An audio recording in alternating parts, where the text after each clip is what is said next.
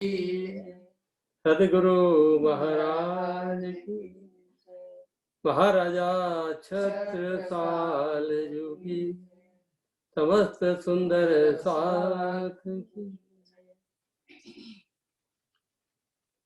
मेहरपुरी महबूब की,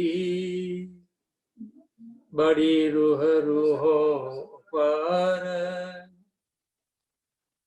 मेहर बड़ी महबूब की, बड़ी रूह रूहों पर।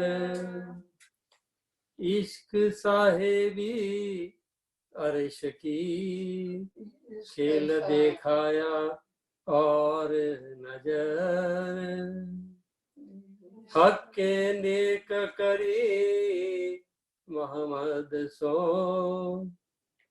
सब महराज में मजकूर, सो वास्ते रूहों के साहिदी, सो रूह अल्लाह करे जहूर। श्री महामती कहे मेहर मोमिनो, हक के करी वास्ते तुम, कौन देवे इत सुख बका, बिना इन खसम, बिना इन खसम। श्री महामती कहे मेहर मोमिनो, हे सुंदर साथ जी, धाम धने की अपार मेहर हम पर बरस रही है, इस सारे ब्रह्मांड पर भी बरस रही है, और हम पर तो खास विशेष मेहर हुई है। हक के करीब वास्ते तुम, जो कार्य वो स्वयं अपनी और शक्तियों द्वारा करवा सकते थे, वो अब खुद हाथ में लिया, क्योंकि अपनी रूहों को दिखाना है, इसलिए स्पेशली डिजाइन किया ये खेल हमारे लिए, स्पेशल सुख देने के लिए। कौन देवे इत सुख बका, ये धनी का ऐसा प्रेम जो है वो स्वयं उनके सिवा और कौन दे सकता है, अर्थात वो स्वयं हमें इस खेल में अपनी सब विध वतन सहित सभी कुछ उपलब्धियां हमें उपलब्ध करा रहे हैं, सब निधियां हमें उपलब्ध करा रहे हैं। ऐसा सुख कोई कहीं नहीं दे सकता है, क्योंकि हर एक इस ब्रह्मांड की शक्ति को अपने अपने पोर्टफोलियो दिए गए हैं, और वो उतना ही दे सकते हैं जितना उनको क्षमता प्रदान की गई है परमात्मा के द्वारा, लेकिन वो खुद ही आ गए हैं, तो अब तो अनंत भंडार हमारे लिए खोल दिए हैं।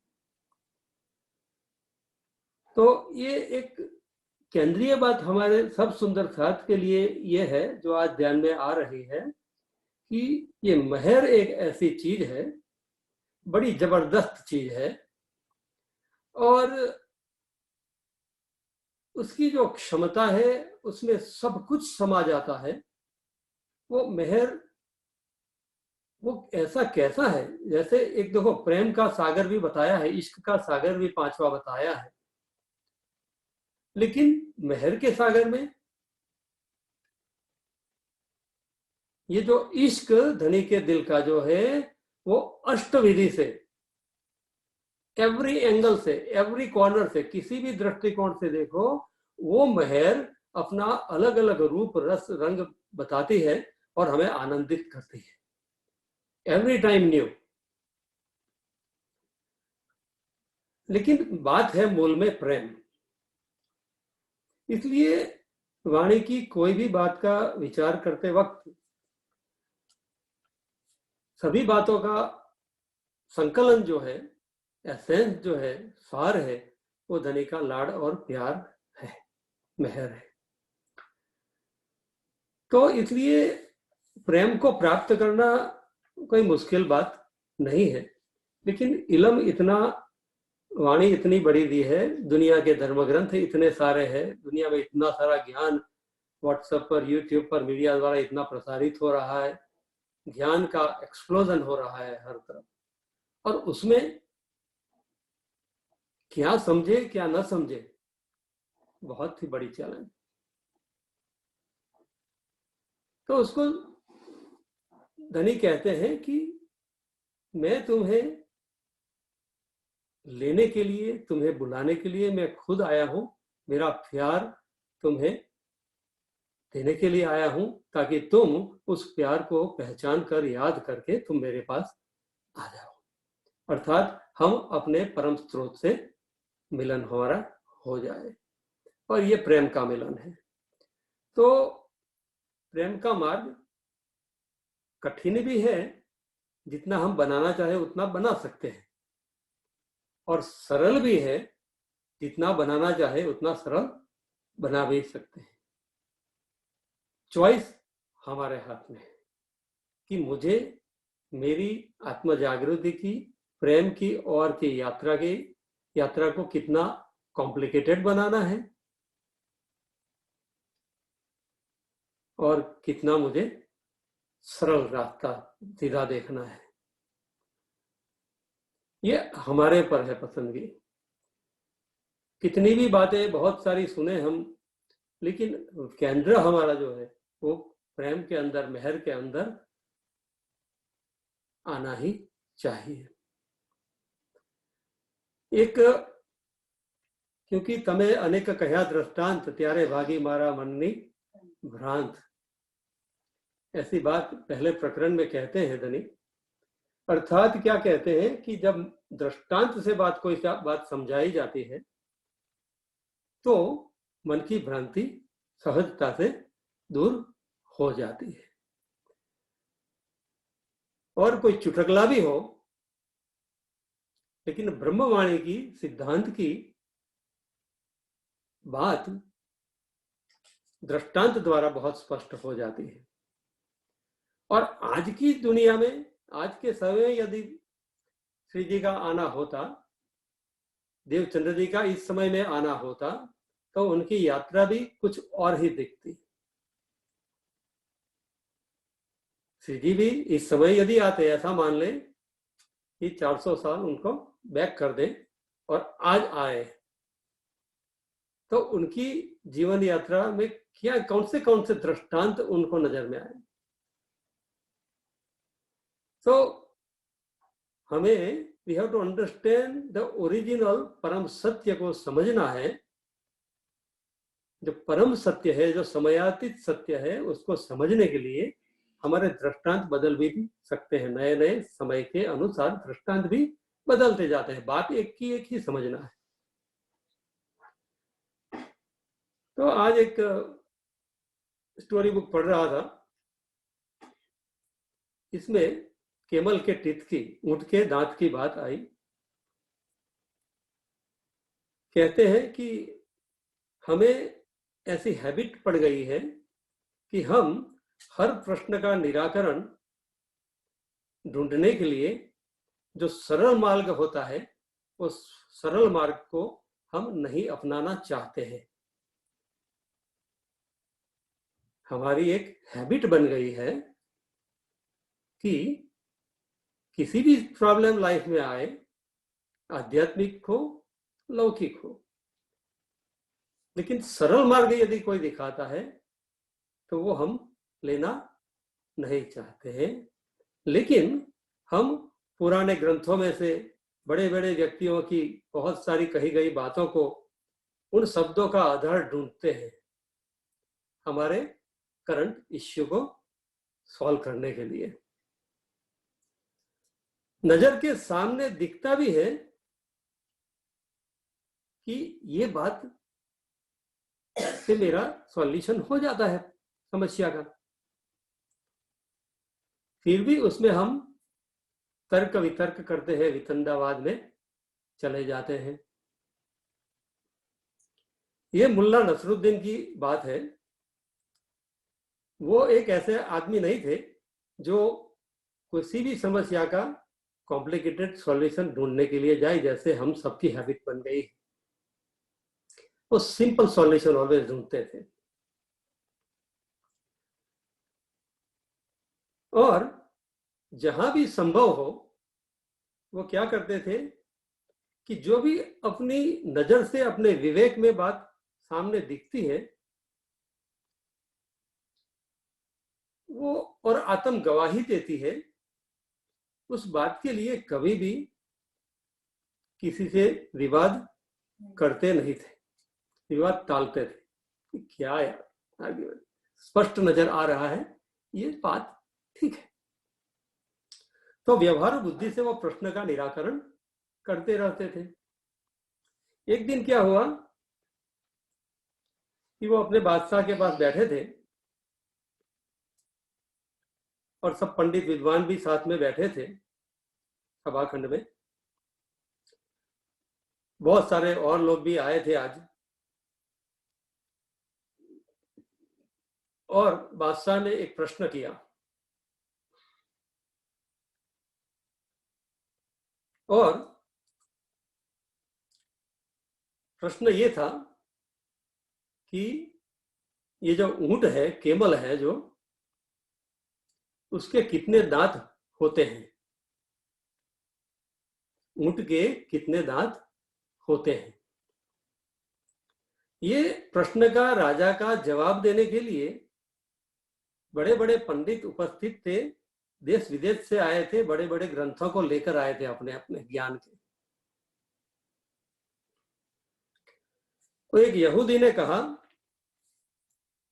यहूदी एक ज्ञानी भी आया था, वो कहता है कि तालमुद हमारा जो धर्म ग्रंथ है उसमें एक कथा आती है। कथा में ऐसा वर्णन है कि केमल ने, ऊंट ने, जब पेड़ पर से पत्ते खाना शुरू किया और पत्ते खाते खाते उस पेड़ पर 5 पत्ते कम हो गए। कितने पत्ते कम हो गए? 5। मतलब ऊंट ने 5 पत्ते खाए। इसलिए ये तालमुद ग्रंथ में वार्ता में लिखा है कि ऊंट को कितने दांत होने चाहिए? 5 दांत होने चाहिए, क्योंकि जब वो पेड़ को छूता है और पत्ते खाता है तो कितने कम हुए? 5 पत्ते कम हुए। इसलिए 5 पत्ते कम हुए तो 5 दांत से उसने 5 पत्ते खाए होंगे। इसलिए उस विद्वान ने कहा अपने धर्म ग्रंथ के आधार पर कि 5 दांत होने चाहिए। दूसरे ने कहा अरेबियन नाइट्स की स्टोरी में, स्टोरी के आधार पर, कि बादशाह ने ऊंट को मारकर उसके दांत में से 7 माला के मनके बनाए और माला बनाई। क्या था? बादशाह ने ऊंट को मारा और उसके दांत निकाल लिए और 7 मनकों वाली एक माला बना दी। इसलिए वो अरेबियन नाइट्स की स्टोरी को श्रद्धा से मानने वाला कहता है कि ऊंट को 7 दांत ही होने चाहिए, क्योंकि यदि ज्यादा की बना था तो ज्यादा दांत होने चाहिए। कि 7 ही बनाया तो 7 दांत थे, तभी 7 की माला बनाई। तो ऊंट को कितने दांत होने चाहिए? 7 दांत। पहले ने कहा 5 दांत होने चाहिए, दूसरे ने कहा 7। तीसरे ने कहा कि ऊंट आदमी से बड़ा प्राणी होता है और मनुष्य से उसके दांत ज्यादा होने चाहिए, क्योंकि वो मनुष्य से बड़ा है, बहुत बड़ा है। और विद्वानों में झगड़ा शुरू हो गया, बहुत ही हीटअप डिस्कशन, फायरिंग होने लगा। कहीं भी प्रकाश दिख नहीं रहा था, अंधाधुंधी हो गई। मुल्ला नसरुद्दीन एक और बैठकर ये सब तमाशा देख रहे थे। और हल्का सा स्मित उसके चेहरे पर आ रहा था, मलक मलक रहे थे, हंस रहे थे धीरे से कि क्या खेल चल रहा है। बादशाह ने देखा कि ये मुल्ला नसरुद्दीन शांति से बैठा हुआ है और हंस रहा है, क्या हो रहा है।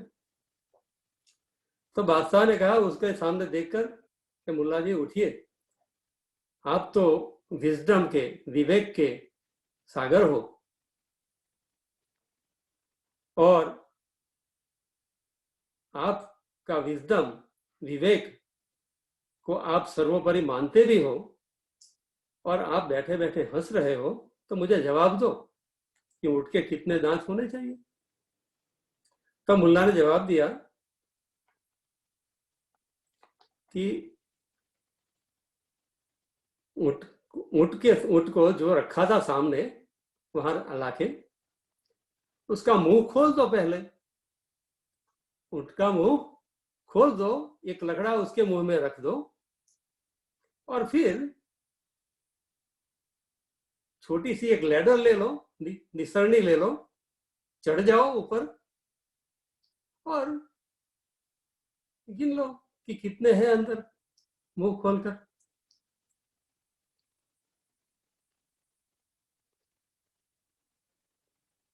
ऊँट के मुंह में देखकर जो दांत गिन लेगा तो बात पूरी हो जाएगी, इसमें क्या बड़ी बात है बादशाह, इसमें आपको विद्वानों को पूछने की क्या जरूरत है। ऊँट आपके सामने खड़ा है और आप ऐसा सब उसमें तमाशा कर रहे हैं, सामने खड़ा है, उसका मुंह खोल दो जाकर, और खोल कर उसमें एक लकड़ा डाल दो ताकि वो बंद न कर दे, फिर हाथ डालकर एक आदमी को भेजो ऊपर लेडर लेकर और उसको गिनवा लो, काम हो जाएगा। ये जो नसरुद्दीन ने जो बात बादशाह को बताई, तो फिर वो चले गए वहां से। और ये जो है वो विज्ञान की ये पद्धति को व्यक्त करता है आज, कि विज्ञान जो हर बात को वो सिद्ध करने को रखता है, और सिद्ध करने के लिए वो प्रत्यक्ष प्रमाण को भी मानते हैं, अनुमान प्रमाण को भी मानते हैं, और शब्द प्रमाण को भी मानते हैं। हमारी वाणी में आता है कि परब्रह्म जो है वो खट प्रमाण से रहित है, मतलब 6 प्रकार के प्रमाणों से रहित है, इसमें ये आ जाते हैं।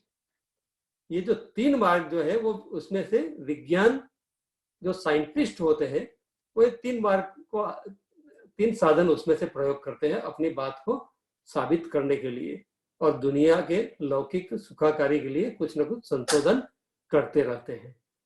इसमें पहला है प्रत्यक्ष प्रमाण, दूसरा है अनुमान प्रमाण, और तीसरा है शब्द प्रमाण। प्रत्यक्ष मतलब क्या, कि अपनी नरी आंख से जो हम देख सकते हैं, इंद्रियों से हम अनुभव कर सकते हैं, और जब इस प्रत्यक्ष प्रमाण से जो ज्ञान हमें मिल जाता है, तब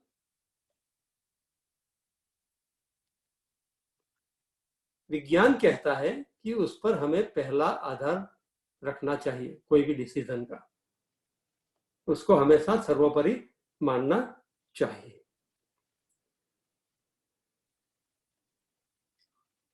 ऊँट के दांत देखे जा सकते थे, देखकर गिने जा सकते थे। प्रत्यक्ष और अनुभव के ज्ञान जब तक उपलब्ध है, और जब तक उपलब्ध नहीं है तो फिर अनुमान करने की आवश्यकता हमें पड़ती है। फिर हम उसमें गेस करेंगे, कर्म करेंगे, अच्छा होगा बुरा होगा, अच्छा होगा तो ये होगा, बुरा होगा तो ये होगा, फिर क्या होगा आगे। जैसे कर्म की बात हम जब करते हैं तो उसमें हमेशा संशय रहता है, तो अनुमान में संशय हमेशा बना रहता है, और फिर उसकी चर्चा विचारणा भी करने की आवश्यकता बनती है कि वास्तविकता इसमें क्या हो सकती है, क्योंकि प्रत्यक्ष आत्मसाक्षी नहीं मिल रही है।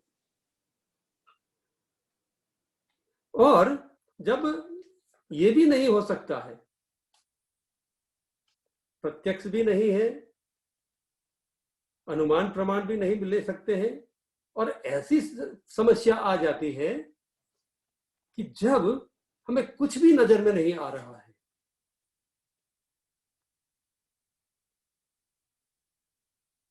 कोरोना जैसी बीमारी आ जाती है, कैंसर का डायग्नोसिस आ जाता है, बहुत बड़े बड़े एक्सीडेंट हो जाते हैं, और समझ में नहीं आता है ये क्या है, इसका सॉल्यूशन क्या है, कैसे, क्यों, ये कुछ समझ में नहीं आता है। तो जब प्रत्यक्ष भी नहीं है, अनुमान भी नहीं कर सकते हैं, तो ऐसे समय में कहते हैं कि श्रद्धा रखनी चाहिए और दार्शनिक के शब्दों का आधार लेकर संतोष मानना चाहिए।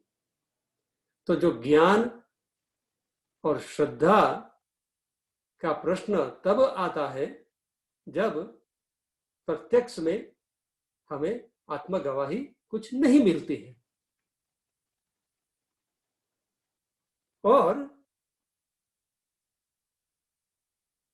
इसी को ही शब्द प्रमाण कहते हैं।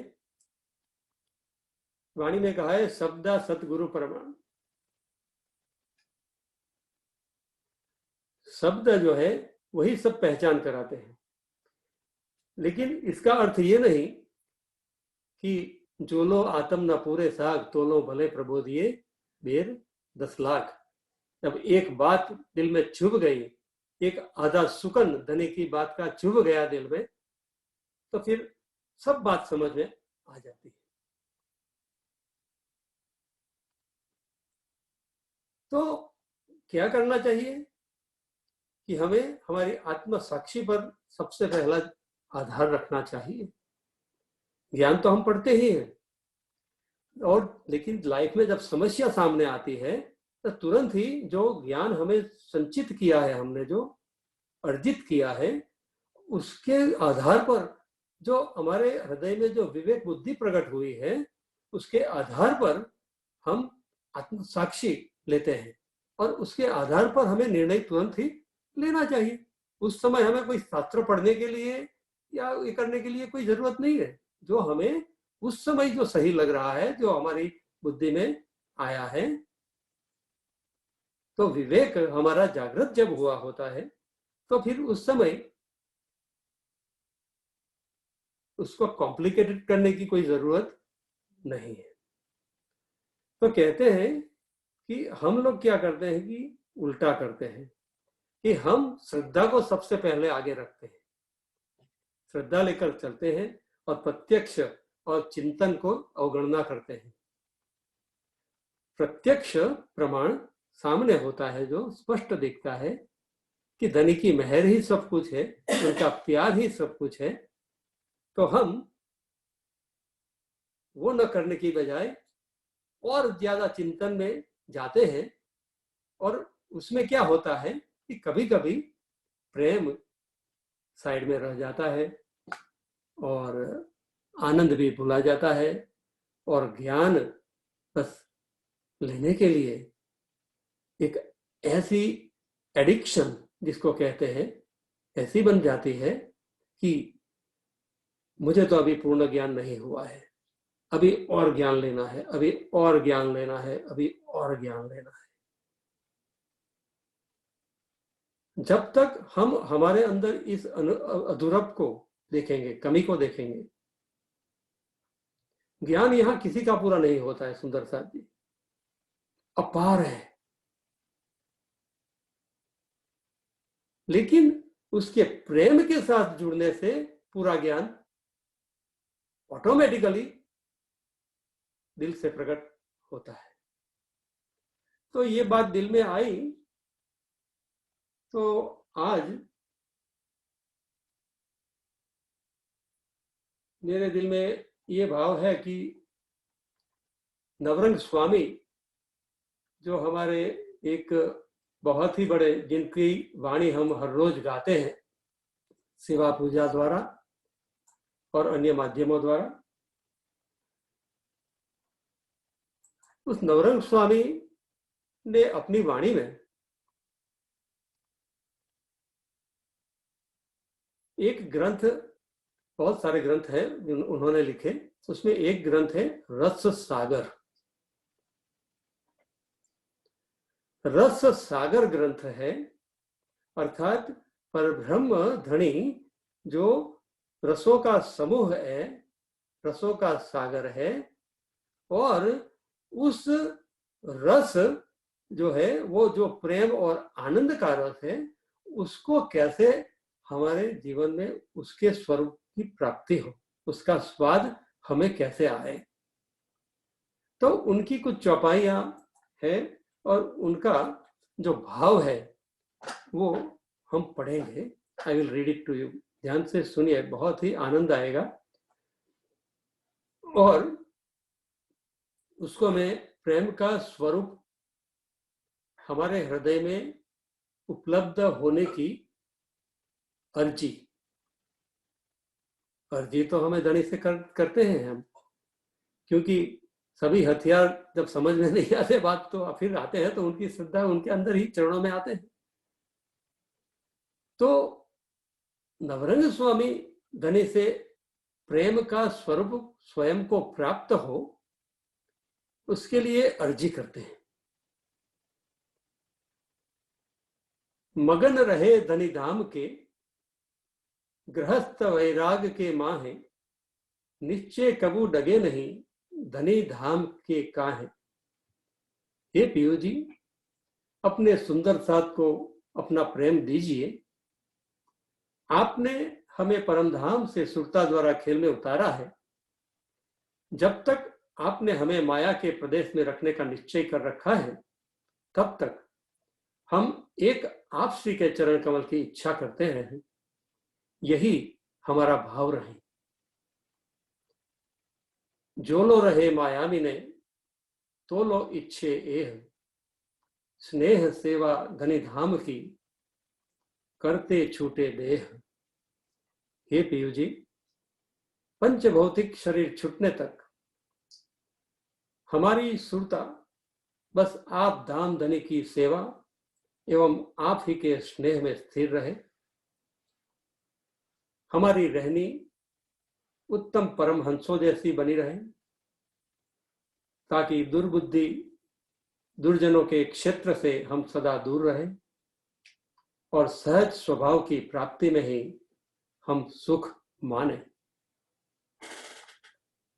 ग्रहे चाल उत्तम की, निकुष्ट निकट नहीं जाए, प्राप्त सहज स्वभाव की, तापर सुख पाए। गृहस्थ करे धन धान से, अतीत वचन विलास, दो दिए सुख साथ को, सन्मंद मूल धरी आस। हे प्रीतम, हम अपने गृहस्थ जीवन में सर्व प्रकार से तन मन और धन से आप श्री राज्य की सेवा में तत्पर रहें।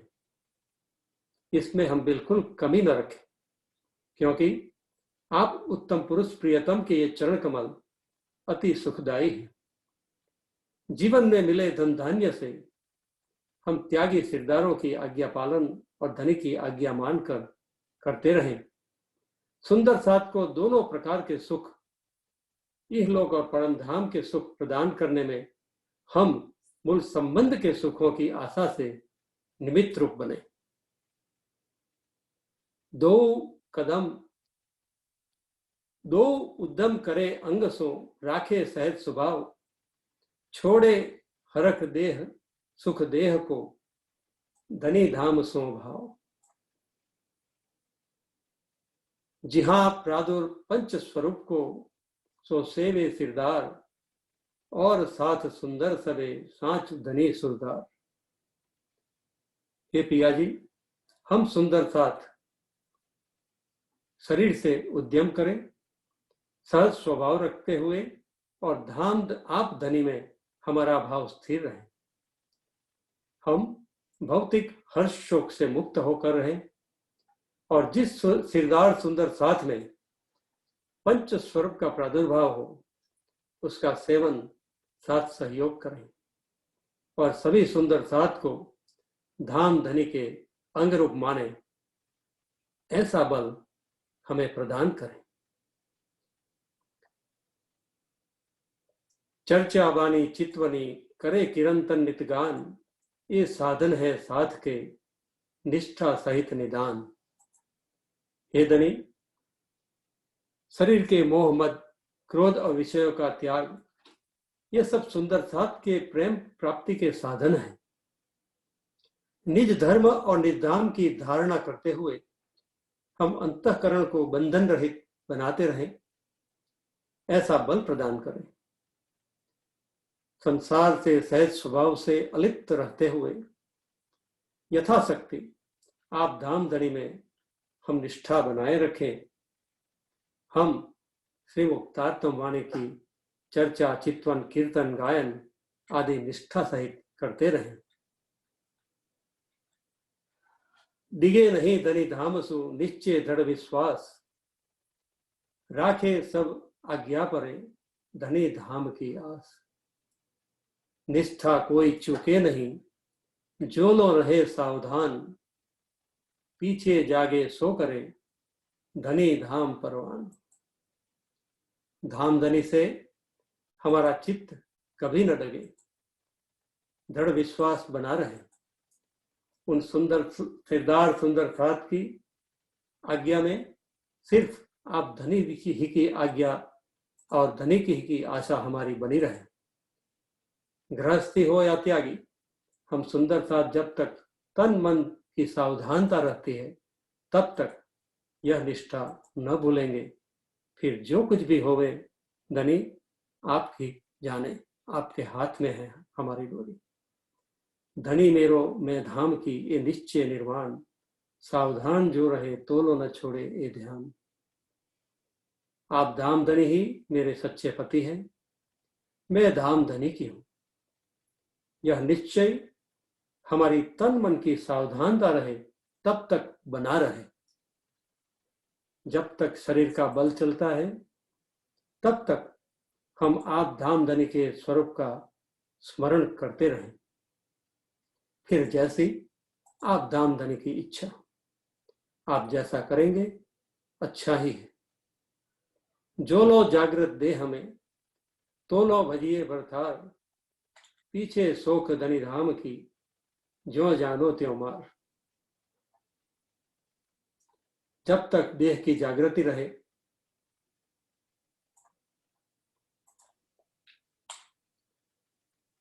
जब तक देह की जागृति रहे, तब तक हम आप प्रियतम का चित्वन, भजन, मनन, मंथन करते रहें।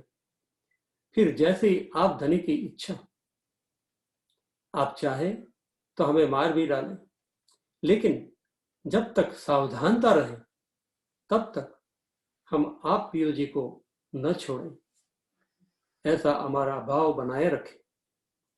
अंतकाल समय क्या होगा, अंतकाल समय क्या होगा, कैसा होगा, क्या करना होगा, इसकी चिंता हम क्यों करें। यह तो आप पीर जी के मन की बात है। जब तक देह की सावधान जो लो रहे, तो लो ना छुड़े पियो, अंत काल के सी करो, सो मन जानो पियो।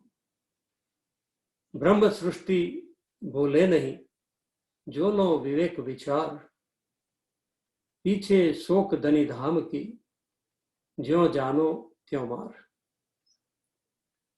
जब तक विवेक और विचार है, जब तक हम ब्रह्म सृष्टि साथ आप धाम धनी को तब तक न भूलें। फिर जैसी आप धाम धनी की इच्छा, आप जैसे चाहो हमें मार भी सकते हो, हम तो बस यथाशक्ति पतिव्रत धर्म का सेवन हमारी जागरूकता रहे तब तक करते ही रहेंगे, ये हमारा संकल्प है। फिर जैसी आप धाम धनी की इच्छा, यथाशक्ति धनी धर्म में चूके नहीं लगार, पीछे शोक धनी धाम की, ज्यों जानो त्यों मार। यथाशक्ति धनी धाम सु सर्व विदे सन्मुख, पीछे शोक धनी धाम की, ताको करे न दुख। यथाशक्ति हम आप धाम धनी को हमारे सन्मुख होना मानकर सुख दुख सहते ही रहेंगे। फिर जैसी आप धाम धनी की इच्छा। फिर हमें दुख किस बात का, जब आप हमारे सन्मुख हो। अंतकाल के समय, दुख के समय पर भी हम आप सच्चे धनी को ही देखते रहेंगे, तो निश्चित रूप से आपकी ब्रह्म सृष्टि हम सिद्ध होंगे। अंतकाल के दुख समय पर भी यदि हम सच्चे धाम धनी ही को देखते रहेंगे, तो निश्चित रूप से आपकी ब्रह्म सृष्टि हम सिद्ध होंगे। सावधान रहकर यदि हम अपने आप को सर्वस्व समर्पित करते रहें और ऐसा करते हुए ही हमारा शरीर छूट जाता है, तभी हम आपकी ब्रह्म सृष्टि सिद्ध होंगे। दियो निश्चय धनी धाम ने सेवा सर्वा अंग, अब सुध बेसुध अंते करे तो है त्यों नवरंग। परम सत्य में ही हमारी सावधानता रहे, अवेयरनेस रहे, सुख दुख के प्रति समभाव रहे। इस स्थिति में हमारी देह छूट जाए, तभी हम सच्ची ब्रह्म सृष्टि। शरीर की सावधानता में हम जो कुछ भी करते हैं, शरीर की सावधानता में, अवेयरनेस में हम जो कुछ भी करते हैं या करवाते हैं, बस सब आप श्री राज्य ही करवाते हैं, ऐसा हमारा भाव सदैव बना रहे। फिर अंतकाल में आपको जो ठीक लगे वैसा ही करें। अपने कृपा साध्य प्यार के योग्य हम सुंदर साथ को अंतर ध्यान होते समय आप पियो जी ने यह वचन कहे ही हैं। ऐसा यदि हमारा दृढ़ निश्चय रहता है, तभी हम आपके सच्चे सुंदर साथ ब्रह्म सृष्टि। हे पियो जी, सभी साधनों के सार एक आप धनी है, आपका प्यार है। ऐसे अनन्य श्रद्धा प्रेम पूर्ण निश्चय सिर्फ ब्रह्म सृष्टि के ही होते हैं। ऐसे अनन्य प्रेम श्रद्धा पूर्ण निश्चय सिर्फ ब्रह्म सृष्टि के ही होते हैं। हर्ष शोक आपत्ति में भी विकारग्रस्त न होवे, हर्ष शोक आपत्ति में भी विकारग्रस्त न होवे, उदार बने रहें, वही सच्ची ब्रह्म सृष्टि सिरदार है। अंतिम चौपाई हम आज की लेते हैं। बैठी निकट धनी धाम ये निश्चय निज आए, आई गई मैं कहा नहीं, मर गई मेरी बलाए। मैं बैठी पुरुषोत्तम पीहू पे, नाही निमख वियोग, बैठी मूल मेले मिने, मुओ नींद को जोग। मैं बैठी हस्ती सखी, मैं बैठी हस्ती सखी, तजो माया को भोग, निमख न्यारी में न भई, मुओ नींद को रोग। हे धनी, मैं तो दिव्य ब्रह्मपुर में आप धाम धनी के सन्मुख आपके नूरी स्वरूप में ही, अपने नूरी स्वरूप में ही बैठकर ही यह खेल देख रही हूं। मैं न कहीं आई हूं, न तो कहीं गई हूं। यह मेरा निश्चय है। मेरी तो बला जन्मती मरती है। जन्म मरण मुझे स्पर्श नहीं कर सकते हैं। मैं तो आप प्रियतम प्राणनाथ के पास ही बैठे हूं। अपने मूल मिलावे में ही होने से मुझे क्षण मात्र का भी आप धाम धनी का वियोग नहीं हुआ है। अरे देखिए, यह मोह माया का योग और मोह अज्ञान का मेरा रोग भी कैसे मृत पाए मरण तुल्य हो गए। मैं तो माया का भोग तजकर हंसती हुई धामधनी के चरणों में बैठी हूं। निमेष मात्र भी मैं आप पिया जी से अलग नहीं हुई हूं। मेरी सुरता से लगा हुआ स्वप्न देह तो अब मर ही गया है।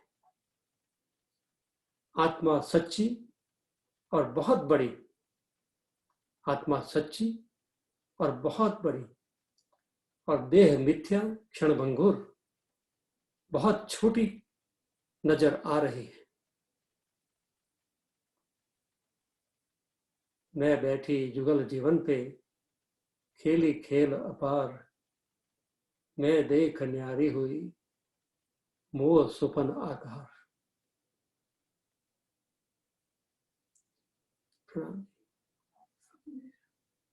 सुंदर साथ जी,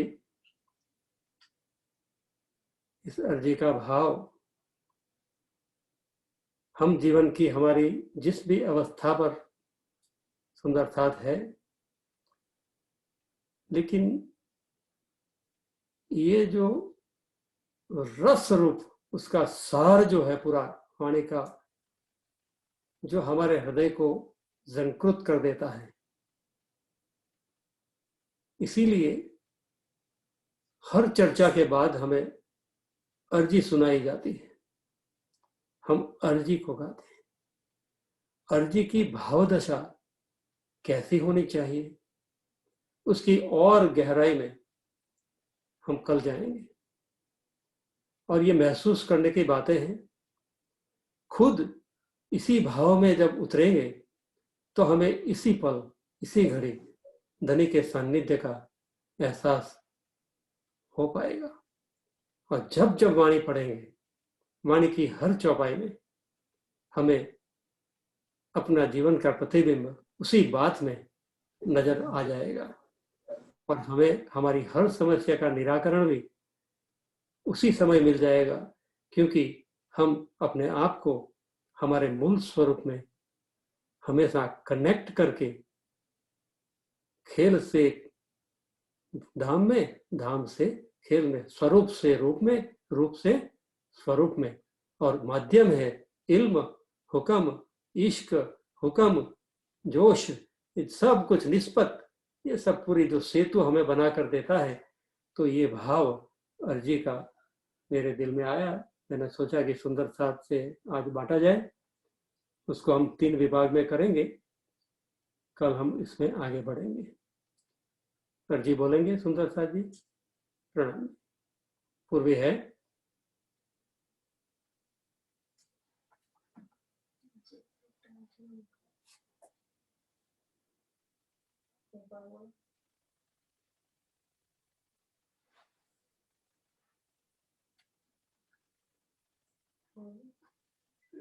पिया जी तुम हो